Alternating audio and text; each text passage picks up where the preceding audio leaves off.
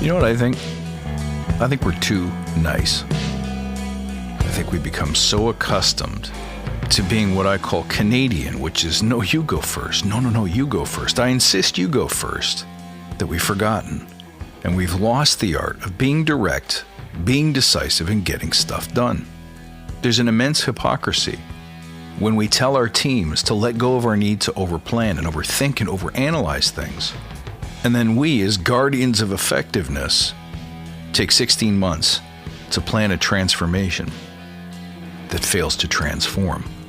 One thing that will never change is the need for people who make quick, direct decisions fearlessly and are okay if those decisions result in some kind of failure, require some kind of a redo. We need more people like that. We need to train that skill. But I feel like we're so afraid of offending each other.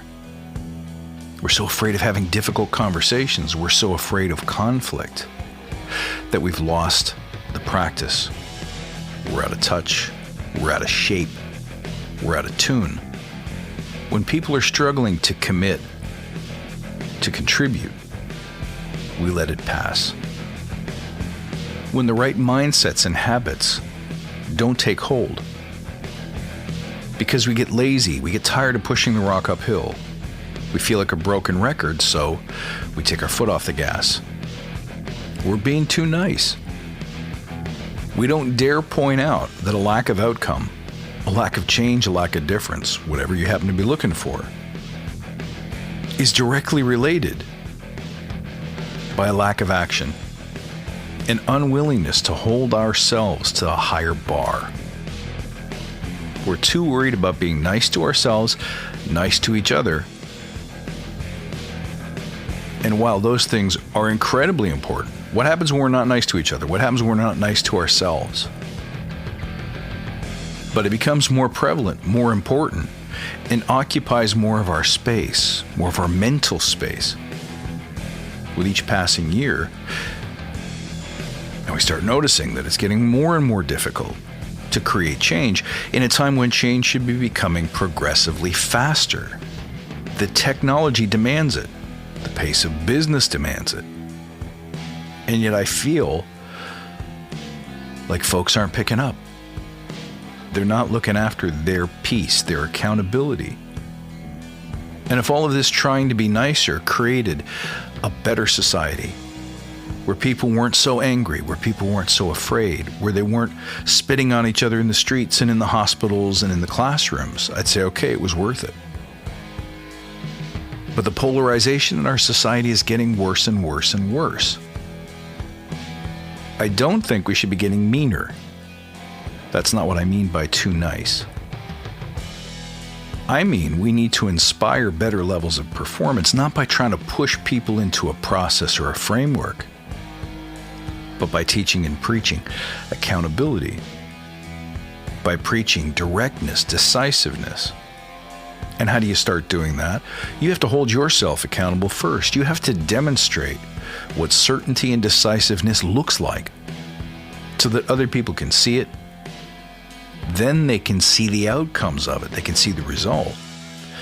Then they'll choose to model that behavior if it suits their goals and it kindles their desires. As I'm thinking about it, too nice doesn't even mean too polite either. It means we spend more time talking about the thing than we do actually doing the thing. Go read a LinkedIn thread somewhere. Somebody talking about some aspect of Agile. And there's always one person who says, well, I have to disagree. My opinion, which is the polar opposite of yours, must be equally respected and included, and you need to reframe your statement to make sure that it accepts and upholds my viewpoint too. Sometimes some people are just wrong. Sometimes we move things forward by being declarative. We need to understand that freedom does not obligate us to create soft, middle-of-the-road, right-down-the-center opinions. Freedom means I'm free to think and do what I think is right for my customers and my people. You are free to do the same, but it's okay if they differ. The minute we insist on middle-of-the-road thinking, that what we choose to do, what we publish, what we teach, what we practice, must be palatable to everybody. It must be your way and your way and your way. We're going to dilute the power of our intentions. And if your intentions are rooted in service to your client, service to your people, service to your team, service to your community or your country, it's kind of difficult to go wrong.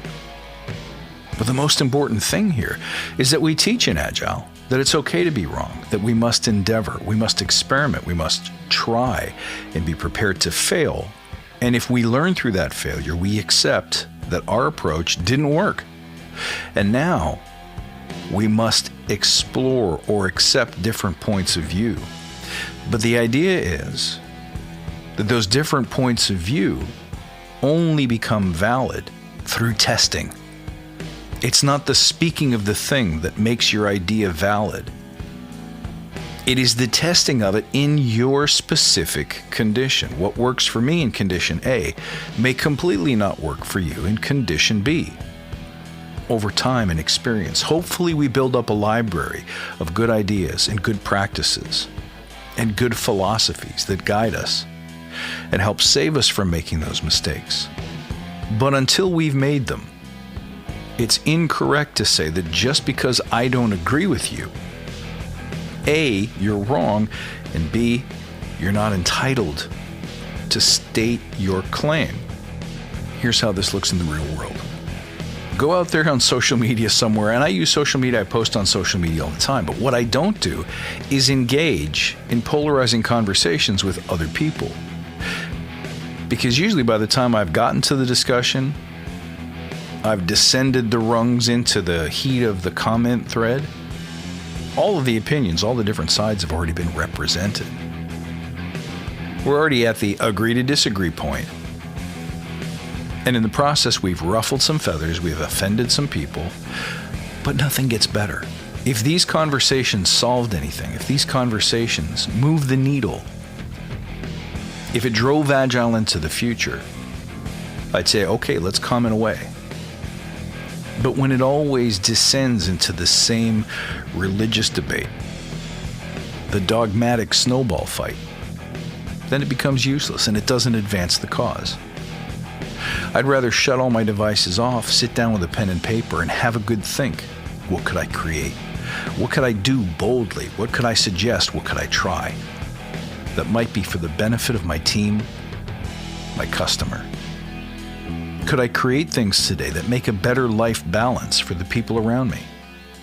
Could I help people reclaim time by finding ways to do things that get to the wrong way sooner so we can get to the right way even faster? That's my goal. That's part of my purpose. What about you? I'd love to hear from you on this one. Thanks for tuning in to another episode of Badass Unscripted. I'll look forward to seeing you next time. And until then, stay badass.